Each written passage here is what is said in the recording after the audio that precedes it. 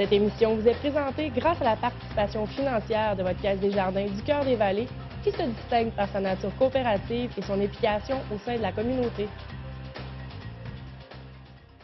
En manchette ce soir, le Carrefour culturel Estacade prend les commandes de Bottignam en fête.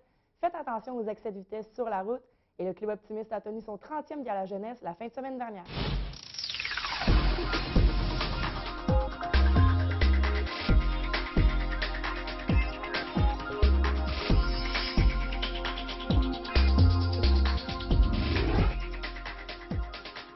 Bonsoir, mon nom est Josiane Hardy, bienvenue à cette édition du mardi 15 avril 2014. On vous l'avait mentionné la semaine dernière qu'il n'y aurait pas d'édition 2014 pour le festival Bottignam en fête. Après 4 années déficitaires, le conseil d'administration avait présenté en février dernier un premier bilan financier équilibré. Donc pour 2015, la relance du festival passera donc par un partenaire majeur, soit le Carrefour culturel Estacade. L'organisme sera responsable de la production complète de l'événement, non pas seulement du côté musical. Des représentants du comité de Bottignam en fête se joindront au conseil d'administration du Carrefour culturel. La ville de Gatineau, quant à elle, demeure un partenaire et assurera la transition et collaborera avec les membres pour la création du plan d'affaires. On peut écouter M. Gaud Parisien du Carrefour culturel nous affirmer que tous et chacun sont très heureux du dénouement et nous expliquer le rôle qu'il aura à jouer. Non, honnêtement, on prend l'ensemble de la programmation de Bottignam en fête qui vient au Carrefour culturel Estacade. Par contre, on le fait de pair avec les ressources de Bottignam en fête, c'est-à-dire qu'il y a 2 membres de leur conseil d'administration qui vont continuer à chapeauter le dossier via Bottignam en fête jusqu'à dissolution de l'organisme et les 2 membres viennent siéger. Donc, 2 places qui sont créées pour ces 2 personnes-là de Bottignam en fête qui viendront s'ajouter au conseil d'administration du Carrefour culturel Estacade. Donc, il s'agit pratiquement d'une unification de conseil d'administration et le Carrefour culturel Estacade étant déjà habitué de programmer plusieurs événements, fera la programmation de Bottignam en fête de pair avec, évidemment, les ressources qu'on connaît et l'expertise qu'on connaît de Bottignam en fête et des membres qui y sont affectés, là. Le Carrefour culturel est reconnu pour la production de spectacles de tout genre à la Salle des Jardins, passant de la musique à l'humour, ou encore des galas méritas tels que celui du Club Optimiste qui s'est déroulé en fin de semaine dernière. Je vous en reparlerai plus tard dans le bulletin. Mais pour revenir à Bottignam en fête, quelques personnes ont exprimé leur crainte à voir un organisme habitué au spectacle intérieur prendre les commandes d'un festival extérieur qui attire entre 10 000 et 20 000 personnes chaque année. On peut réécouter à ce sujet M. Parisien. Évidemment, le Carrefour culturel Estacade est connu pour sa salle des jardins, mais est également connu pour le festival Gatineau en Or qui se déroule à l'extérieur, les petites folies du Pont Brady, Écran de lune. On programme aussi un été chaud à Gatineau, événement extérieur pour le secteur est de la ville de Gatineau. Donc, c'est certain qu'il y aura un partage de connaissances et d'expertise et c'est pour ça qu'on conserve les ressources de Bottignam en fête de part et d'autre, mais également avec l'expertise de l'ensemble des gens qui s'assoient à la table du Carrefour culturel Estacade, l'expertise terrain, la programmation en soi de la salle des jardins. On croit qu'on a tous les outils pour faire en sorte que cet événement-là puisse voir le jour. On prend une pause en 2014, c'est clair. On veut voir l'ensemble des données qui vont nous être fournies, c'est-à-dire on ne veut pas prendre de décision à la légère. On sait que le festival a connu une baisse d'achalandage au courant des 4 dernières années. On veut absolument prendre le plan d'affaires, écouter ce que la communauté désire pour leur festival. Ça leur appartient. Et une fois qu'on aura évalué tous ces éléments-là, avec l'expertise et la force de chacun, on pourra mettre une programmation qui apportera satisfaction au désir de la communauté desservie par le Carrefour culturel. Allez aux automobilistes maintenant. Jusqu'au 11 mai prochain, divers cas policiers porteront une attention plus prononcée sur les excès de vitesse. En 2012, aux 4 coins de la province, les policiers ont dû intervenir dans plus de 620 000 cas d'excès de vitesse. Lorsque l'infraction est commise en zone de construction, l'amende émise est alors doublée. Pour cette zone, c'est plus de 13 800 cas qui ont été signalés. Selon la Sûreté du Québec, la vitesse constitue encore la première cause de collision mortelle et que les risques d'être impliqués dans un tel accident de ce genre augmentent lorsque les conducteurs commettent des infractions à grande vitesse. Bonne nouvelle maintenant, l'École du Boisé a mis sur pied un concept original, un salon qui perdure depuis 4 ans et qui risque fort bien de continuer encore pour plusieurs années. Le Salon des Passions s'est tenu le 11 avril dernier pour une 4e édition et a connu un franc succès. Le Salon des passions, comme son nom l'indique, met en premier plan une passion pour les étudiants. Après les thèmes généraux, les mathématiques et la littérature, les voyages étaient à l'honneur cette année. Les parents, grands-parents, membres de la famille et même la population étaient invités à visiter les nombreux kiosques montés par les étudiants eux-mêmes. Ainsi, les visiteurs ont pu voyager entre Walt Disney, Cuba, la Jamaïque et j'en passe. Le thème de l'an prochain tournera autour du cinéma et déjà lors de notre passage, les élèves commençaient la planification de leur kiosque. Bravo aux enseignants pour cette idée très originale et aux étudiants pour la qualité et la beauté de leur kiosque et on peut déjà se dire à l'an prochain. La recherche d'emploi peut s'avérer parfois difficile ou être très compliquée.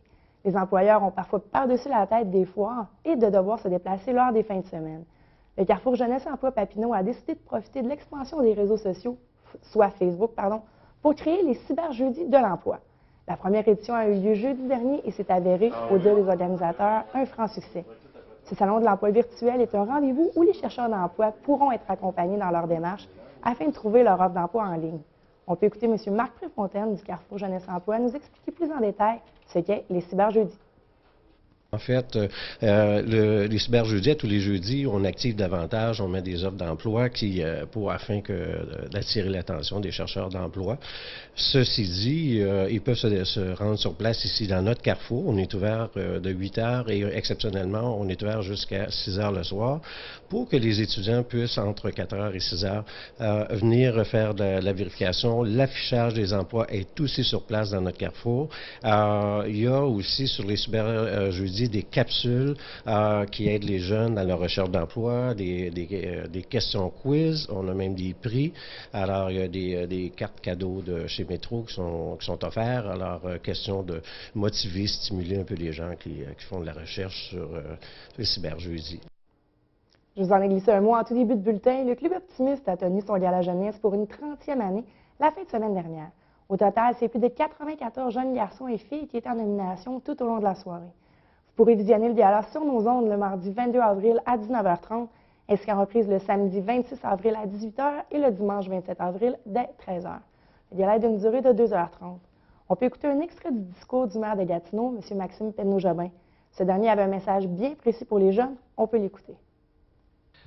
Il y a beaucoup de gens qui ont décidé de participer à la cérémonie. Il y a de vos parents, des grands-parents, il y a des profs, il y a des politiciens, il y a des gens qui se sont rassemblés pour vous dire que vous avez bien fait de travailler et que vous méritez qu'on vous rende hommage. Mais on voulait aussi vous donner, les adultes voulaient tous vous donner un outil pour le reste de votre vie, parce que la vie n'est pas toujours simple, des fois c'est difficile, on fait des erreurs, il y a des gens qui disent des choses sur nous qu'on n'aime pas, on a des petits échecs.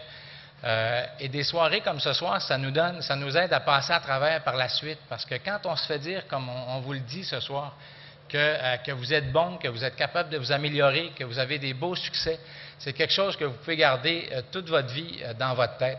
Fait qu'oubliez jamais la soirée de ce soir, puis quand ça va aller un petit peu mal, parce que des fois ça arrive dans la vie, pensez à cette soirée-ci, pensez à l'hommage qu'on vous a rendu, puis aux félicitations que vous avez reçues, et dites-vous que vous êtes capable si vous avez été capable à ce moment-ci de faire quelque chose de grand, bien vous allez être capable de faire quelque chose de grand plus tard, puis de vous sortir des petites difficultés que vous pourriez avoir.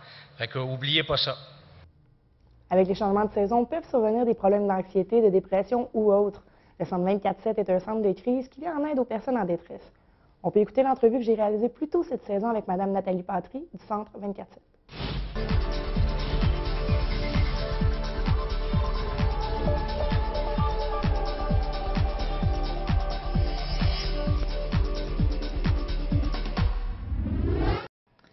On est maintenant dans la semaine de prévention du suicide. Je suis avec Mme Nathalie Patry, qui est superviseure clinique au Centre 24/7. Bonsoir. Bonsoir. Le suicide, c'est important d'en parler toute l'année durant, mais là, cette semaine, c'est la semaine de prévention du suicide. Pourquoi synthétiser, dans le fond, des activités en une semaine? Comme vous dites, la prévention du suicide, ça doit être fait continuellement, mais il y a des messages qui doivent être lancés au courant d'une semaine pour avoir une meilleure visibilité, mais aussi pour avoir une mobilisation de la population. Puis c'est pour ça qu'il y a des épinglettes cette année qui vont être distribuées. C'est important pour moi, le suicide n'est pas une option. On distribue plein d'épinglettes, des milliers d'épinglettes à travers la province de Québec pour se mobiliser contre le suicide et dire non, et dire aux gens qu'on les aime et qui sont importants pour nous. Justement, le suicide, c'est pas souvent c'est un sujet dit tabou, parce que dans plusieurs familles, les gens ne parleront pas, les gens vont se recoviller sur eux-mêmes, si je peux dire. Vous m'avez parlé tout à l'heure d'un plan, d'avoir un plan. J'aimerais ça qu'on en discute un petit peu plus. Un plan d'incendie, mais on peut avoir un plan de prévention également. Oui, exactement. Dans toutes les écoles primaires, secondaires, on fait des activités pour aider les enfants là, à avoir un plan si jamais il y a un feu. Et moi, ce que j'aime dire aux gens pour la prévention du suicide, c'est quand ça va bien qu'il faut faire notre plan. Donc, de décider aujourd'hui à qui tu vas en parler, à quel organisme. Est-ce que c'est un organisme communautaire ou un psychologue? Si jamais tu en viens à avoir des idées suicidaires. Et si tu en as, c'est prouvé que c'est un plan, c'est comme ça que tu vas réagir. Puis moi, je pense que de réagir comme ça, on peut sauver une vie, la nôtre. Mais tout peut arriver dans n'importe quelle bonne famille. Souvent, il y a un stéréotype que c'est les familles plus défavorisées, c'est les bas de gamme de la société, si je le mets entre guillemets. Ça peut arriver à n'importe qui, dans le fond. Oui. Le suicide, là, ça touche toutes les catégories d'âge, les hommes, les femmes, les adolescents, les personnes âgées. Et il n'y a pas de statut social. Il peut y avoir des pompiers, des policiers, on l'a vu dans les journaux aussi, les hommes de l'armée canadienne. Il n'y a pas de statut social, ça touche vraiment tout le monde. C'est une grande souffrance, puis la souffrance, il n'y a personne à l'abri de ça. J'aimerais revenir sur les moyens de prévention, dans le fond, de cette semaine. Si on peut juste le monter quelque peu. Oui. L'épinglette qui est là, corrige-moi si je me trompe, on va la retrouver partout, dans des lieux publics, dans le fond. Oui. L'épinglette, son but, c'est de passer le message « Hey, t'es important pour moi », de le donner à n'importe qui, dans le fond. Pourquoi avoir choisi cette avenue-là? Un moyen de communication. Des fois, c'est difficile d'aller vers les gens quand ils souffrent, quand ils vont pas bien, on s'inquiète, on veut pas trop être intrusif. Donc, l'épinglette vient juste nous donner un outil pour traverser cette barrière de communication-là. Et cette épinglette-là, on en a caché un petit peu dans la région, dans des dépanneurs, peu importe où. Ça se peut que vous en trouvez une. Si vous en trouvez une, sachez que vous êtes important. Votre vie est importante pour nous. De 2000 à 2011, la région de l'Outaouais, on a perdu 639 personnes. Je pense que c'est 639 personnes de trop. C'est quand même un nombre qui est assez élevé, justement pour les gens qui nous écouteraient, qui ne sont pas trop certains de eux-mêmes comment ils vont, qui ne sont pas trop certains que leur voisin, leur ami, il n'y a pas de l'air à bien aller. Qu'est-ce qu'ils peuvent faire?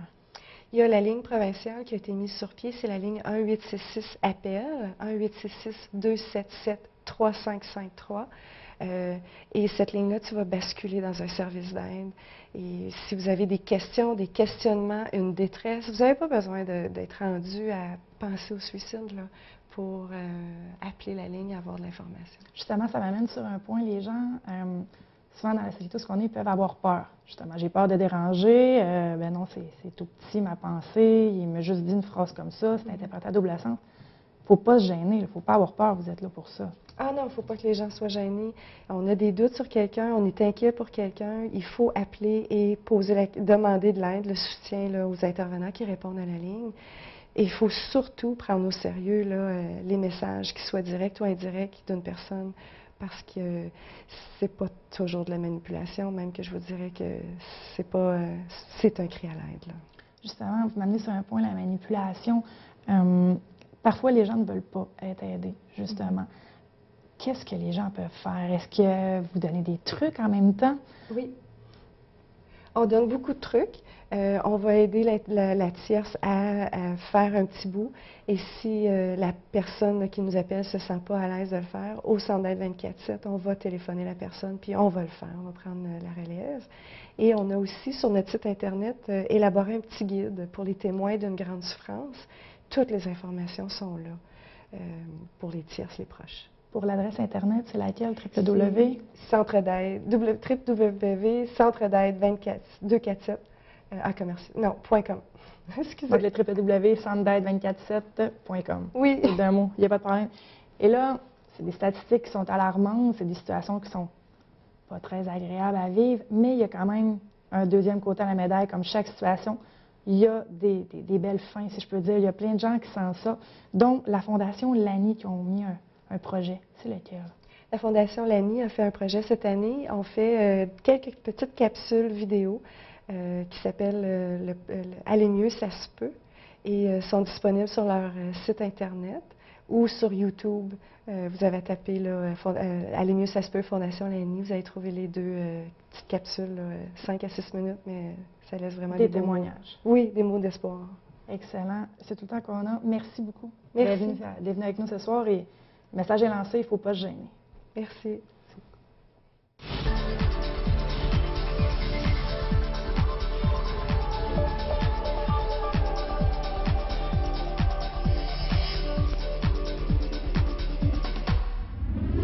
Alors bonjour, aujourd'hui pour la chronique communautaire, je rencontre Maurice Hott, qui est le directeur de programme chez Mado-Jeunes et chez SOS Contact Alto. Bonjour Monsieur Hott. Salut.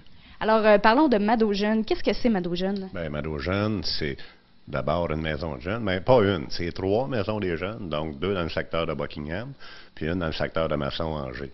Donc 3 maisons de jeunes pour les jeunes de 12 à 17 ans.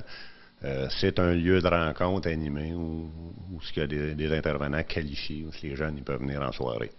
Puis également, vous avez un volet économie sociale où les jeunes sont impliqués. Oui, tout à fait. Ça avec le Bistrado, donc qui est situé au 375 de l'avenue de Buckingham. Donc, le Bistrado permet à des jeunes de travailler aussi.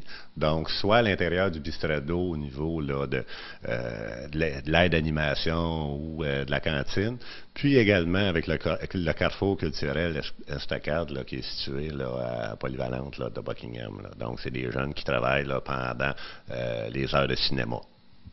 Très intéressant. Puis, justement, il y a un gros projet qui s'en vient pour vous à Angers. Tout à fait. On l'appelle le complexe jeunesse qui va être situé finalement à l'ancien emplacement sur l'avenue du Progrès, dans le secteur Angers. Donc, c'est un complexe jeunesse, donc volet maison de jeunes, volet aussi avec un gym pour les jeunes. Donc, ça va être un gym qui va être accessible gratuitement en soirée pour les jeunes là, de 12 à 17 ans là, du secteur Angers. Ce projet-là devrait voir le jour là, au courant de l'année. On est au mois d'avril. On pense que si tout va bien, là, à l'automne prochain, là, on a des bonnes chances que ça soit ouvert. On vous le souhaite fortement. Puis, dites-moi en terminant, est-ce que vous avez une bonne fréquentation? Est-ce que les jeunes aiment venir dans les maisons de jeunes? Ben, on pense, nous, on a entre 5 et 6 000 présences par année. Donc, c'est 25 à 30 jeunes par soir, par point de service, bien souvent. C'est un peu ça notre moyenne. Donc, on sort nombreux jeunes de la rue. Donc, conséquemment, on améliore la qualité de vie de ces jeunes-là, la qualité de vie des quartiers, donc il y a moins de vandalisme, et ainsi de suite. Donc, c'est ce que ça a comme impact, finalement. On améliore la qualité de vie de tout le monde. C'est très bien. Puis, comme vous l'avez mentionné, les jeunes sont suivis, peuvent consulter facilement des intervenants dans vos maisons. Tout à fait. S'il y a des jeunes qui vivent des difficultés, on a des intervenants qualifiés ici en soirée. Moi, je suis travailleur social le jour, souvent pour les familles, mais en soirée, on a des intervenants aussi qualifiés qui peuvent accompagner les jeunes qui vivent certaines difficultés. Puis ça, c'est important aussi là, pour pouvoir mieux aider nos jeunes. Puis, pour un jeune qui voudrait avoir de l'information sur vos services, comment on peut vous rejoindre? Bien, en soirée, on a 2 points de service ouverts dans le secteur est de Buckingham. Ils peuvent nous appeler au 281-2570 ou tout simplement se présenter ici.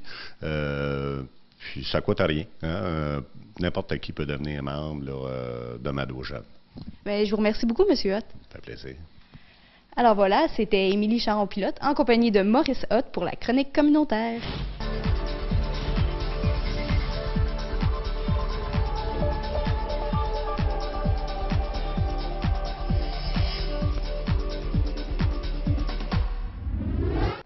Alors, du culturel avec Émilie, mais là, on va déroger un peu du culturel habituel. Je veux qu'on parle de Initiaction, citoyenne de Buckingham. Parle-moi un peu du regroupement, qu'est-ce que c'est? Oui, bien en fait, c'est un nouvel organisme communautaire là, qui découle du Cap McLaren là, anciennement. Puis, on a juste modifié là, le nom et également les objectifs. C'est un peu une association de vie de quartier où est-ce qu'on, dans le fond, on promouvoit là, la participation citoyenne, les rassemblements aussi dans la communauté. On a entre autres là, les activités qui se passent sous le pont Brady au parc McLaren avec nos partenaires. Et on a également eu là, le projet là, de la fameuse balle bleue dans le secteur de Buckingham. Donc, c'est vraiment une organisation, je dirais, pour les citoyens, puis pour répondre à des objectifs de solidarité et participation là, citoyenne. Est-ce que les citoyens, justement, embarquent dans le projet jusqu'à maintenant? Oui, bien, je vous dirais que c'est tranquille. Tranquillement, là, mais sûrement parce que, comme je disais, on est nouvellement créé, ça fait 1 an et quelques, et on a lancé, dans le fond, notre promotion avec le projet de la Balle Bleue. Et là, ce soir, c'est notre toute première AGA. Donc, on a invité là, les citoyens pour la première Assemblée générale. Donc, j'imagine qu'avec le temps, l'organisme va peut-être avoir plus de membres, là, puis c'est adressé à l'ensemble des citoyens de Buckingham. Le bouche à oreille va faire sa job, si tu me permets l'expression. Ouais. L'AGA de ce soir se déroule où? Au centre communautaire de Buckingham, au 181 rue Joseph. Ça se tient à 6 h de ce soir à la salle A. Et si les gens veulent s'impliquer, il y a une page Facebook, je ne me trompe pas. Ah oui, certainement. Et même s'ils peuvent venir ce soir pour exprimer leurs besoins, quel projet qu'ils aimeraient qu'il y ait en place dans le secteur Buckingham. Donc, c'est libre à tout, puis tout le monde est bienvenu, là. Il n'y a pas de mauvaise idée. Non, non. Excellent. Et là, on rentre dans le culturel proprement dit. Ouais. Donc, quelques jours avant la grande finale.